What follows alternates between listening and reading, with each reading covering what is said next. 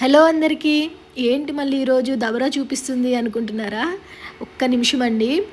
ఎవరైనా కొత్తగా చూస్తున్నట్లయితే మన ఛానల్ని సబ్స్క్రైబ్ చేసుకోండి, కొత్తగా పెట్టే వీడియోలు మీకు రావడం కోసం. అట్లాగే లైక్ చేయండి, షేర్ చేయండి, సబ్స్క్రైబ్ చేయండి. ఇదేంటంటే అండి, ఊరెళ్ళాం కదా, నాటుకోడి వండుతున్నాను. కాకపోతే ఏంటంటే పొయ్యి మీద వండాం కదండి, చాలా కష్టమైపోయింది. అదేమో పుల్లలేమో మండట్లేదు, పొగొచ్చేస్తుంది కళ్ళల్లోకి, పైనేమో ఎండ బాగా వేస్తుంది. కాకపోతే ఒక చిన్న డౌట్ వచ్చిందండి నాకు.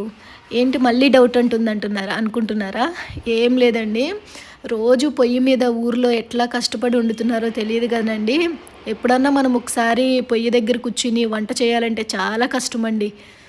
నిజంగా వాళ్ళు వంట చేసేవాళ్ళు పొయ్యి మీద చాలా గ్రేట్ అండి వాళ్ళైతే. ఇప్పుడు నేను వండుతున్నది నాటుకోడి పులుసు అండి. బొయ్యలన్నీ తీసాను, దాటి మొత్తాన్ని నాటుకోడి పులుసు చేస్తున్నాను. దబరా పెట్టేసుకుని ఆయిల్ వేసుకుని ఆనియన్స్, పచ్చిమిరపకాయలు, కరివేపాకు అన్నీ వేసుకుని అవి వేగిన తర్వాత అల్లం వెల్లుల్లి పేస్ట్ వేసుకుని తర్వాత కట్ చేసి పెట్టుకున్న మనము నాటుకోడి వేసేసుకుని అది కొంచెం ఫ్రై అయిన తర్వాత పసుపు, ఉప్పు, కారం అన్నీ వేసుకుని కొన్ని నీళ్లు పోసేసుకుని మరిగించుకోవడమేనండి. అది ఎంత మరిగితే అంత టేస్ట్ వస్తుంది. ఇది ఆల్మోస్ట్ 45 మినిట్స్ ఉడికిందండి. లాస్ట్లో కొత్తిమీర వేసి దించేయడమే.